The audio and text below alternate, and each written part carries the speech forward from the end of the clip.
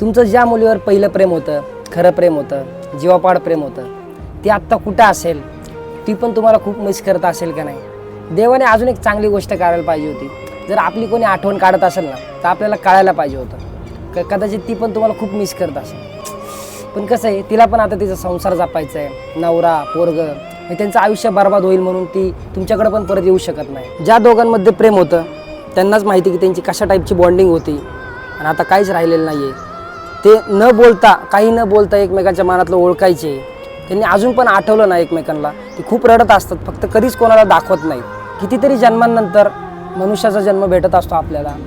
So एवढंच आयुष्य आहे, काहीतरी करून ना सोडून गेलेल्या व्यक्तीसोबत परत संसार करता यावा, म्हणजे उरलेलं आयुष्य घालवता यावं. परत 40-50 वय झाल्यानंतर असं नको वाटायला की यार आम्ही दोघं सोबत असतो तर काय आयुष्य जगलो असतो आम्ही यार.